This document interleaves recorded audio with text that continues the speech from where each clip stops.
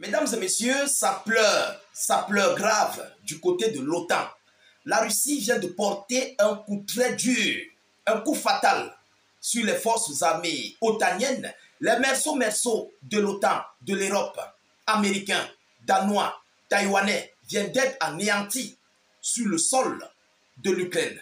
Je vous le dis, c'est une frappe chirurgicale que Moscou a envoyée comme avertissement à tous ceux-là qui veulent continuer de travailler sur le sol ukrainien au compte de l'Ukraine contre la Fédération de Russie. Alors, ça s'est passé dans un camp d'entraînement, dans un camp, un centre d'entraînement où les soldats de l'OTAN, les mercenaires, moi je les appelle des mercenaires, les mercenaires de l'OTAN étaient dans une cantine lors d'un repos. Ah oui, ils prenaient paisiblement leur pause. Mais un missile fatal, un faucon aérien russe, a fait la chose. Mais le bilan est indescriptible. Plus d'une dizaine d'hommes, seulement des mercenaires de l'OTAN, plus d'une dizaine de mercenaires otaniens ont été anéantis sur le champ, sur place. Plus d'une dizaine, selon les informations. Mais nous savons que c'est plus. Parce que ce n'est pas seulement ceux-là qui ont été anéantis. Et lorsqu'on parle, le chiffre qui a été donné là, peut-être sont des hauts cadres. Parmi eux, dans les rangs, comment dirais-je, les recrues, il y a peut-être encore d'autres mercenaires. Lorsqu'on donne un chiffre, une dizaine, mesdames, mesdemoiselles et messieurs, sachez que ça avoisine peut-être une quarantaine ou une cinquantaine. Alors, voyons voir ce que l'on nous dit dans les informations officielles, pour que je ne puisse pas vous dire n'importe quoi. Mais avant de continuer, vous savez, la répétition est pédagogique. Je vous dis encore bonjour et bonsoir selon vos positions géographiques. Mais rassurez-vous de mettre un pouce bleu, mettez beaucoup de likes, partagez la vidéoconférence au maximum. Mettez cette vidéo dans tous les groupes possibles. Ah oui, partagez cette vidéo comme vous pouvez. C'est gratuit. C'est gratuit. C'est votre page. Cette page vit grâce à vous, mesdames, mesdemoiselles et messieurs. Abonnez-vous si vous êtes nouveau à la page. Vous cliquez juste sur le bouton s'abonner et vous activez la cloche. Alors, ceux qui continuent de me demander quelle est ta page sur TikTok, je n'ai pas de page TikTok. Je n'ai pas TikTok.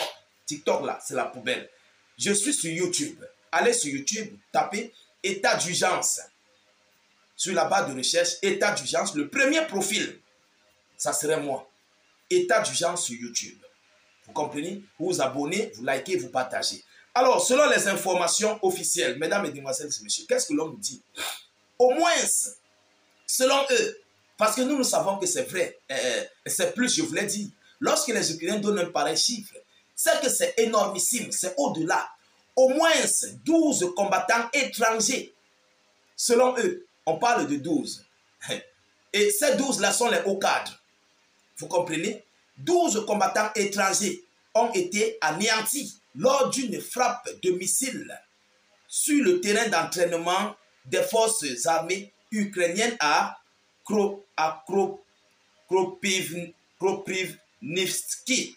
Excusez-moi de la prononciation, hein. Ce n'est pas le nom de mon village. Les noms ukrainiens là sont très durs. Selon le New York Times, c'est le New York Times qui a relayé l'information. Un média de l'OTAN, un média européen, le New York Times, un média, je crois, américain.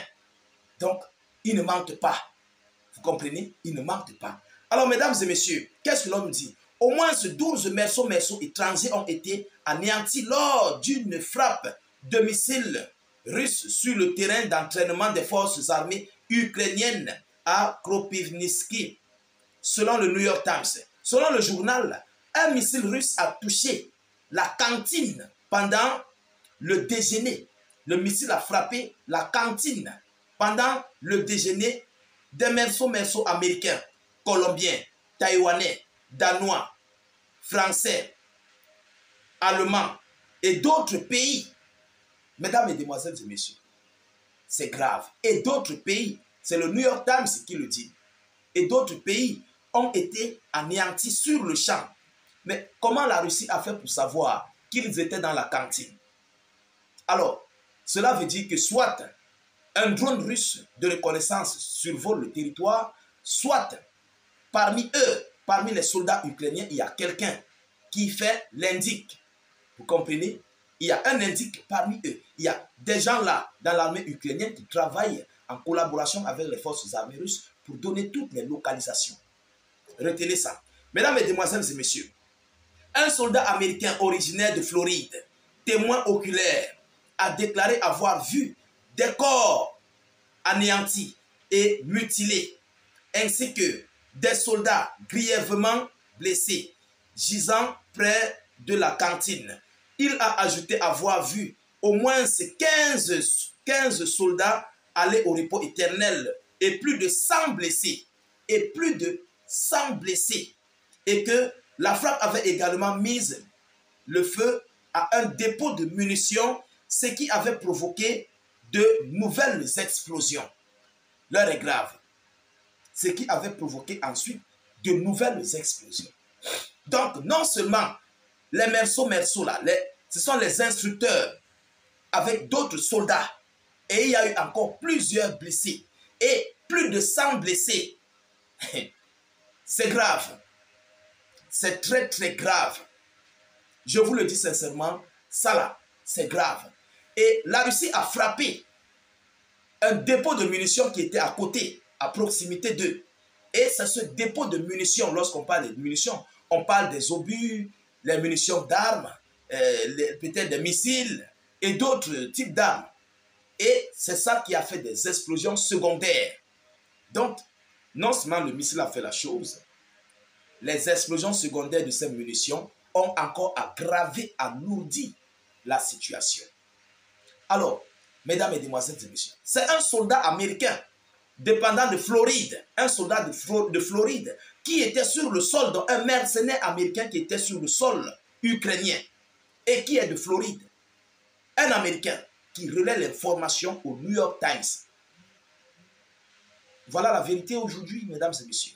Lorsque nous avons toujours dit que ça là, il n'y a plus les Ukrainiens, et il n'y a plus les Ukrainiens en Ukraine. Il n'y a plus de soldats ukrainiens. Je vous avais dit, ceux qui continuent d'attendre, ceux qui attendent les soldats, les volontaires, les pays volontaires qui soutiennent l'Ukraine, ils sont déjà sur le sol ukrainien. Écrivez ça, vous notez. Ils ne vont jamais vous le dire. Bon, la preuve en est que ils ont fait leur réunion en France, ils ont fait leur réunion à Londres, en Allemagne. Est-ce qu'ils font encore leur réunion à l'heure actuelle? Il n'y a plus de réunion. Tous ont été déjà déployés sur le sol ukrainien. Ils combattent. Dès le jour où il y aura un cessez-le-feu, ils seront déjà sur le sol et ils vont prendre leur position. Et c'est pourquoi Volodymyr Zelensky et ses alliés veulent d'abord un cessez-le-feu. Ils ne veulent pas la fin du conflit. Ils veulent un cessez-le-feu parce que les soldats sont déjà là avec les armateurs de combat, avec leurs armes, sur le sol ukrainien. Dès lors qu'il y aura un cessez-le-feu, les mêmes soldats volontaires, des pays volontaires alliés à soutien à l'Ukraine, qui sont déjà en Ukraine, prendront directement position sur les lignes de front pour mettre une barrière. Est-ce que vous comprenez? Donc ceux qui attendent encore les soldats volontaires venant de l'Europe, sachez qu'ils sont déjà là, sur le terrain en Ukraine. Et ils combattent. Mais le jour où il y aura un cessez-le-feu, ils vont arrêter le combat et se positionner sur les lignes de front. On n'aura pas besoin de transport. Le transport est déjà fait, tout est à clos. C'est pourquoi vous voyez, on ne parle plus d'eux en Europe. Juste dans les documents, dans les, comment dirais-je, les journaux et autres. Mais sinon, ils sont déjà sur le sol ukrainien. Vous comprenez? C'est comme ça que l'impérialiste fonctionne. Je vais vous donner un exemple. Lors de Joe Biden, on a dit non, les missiles américains là, c'était quoi là? Les missiles américains que Joe Biden devait livrer à Kiev.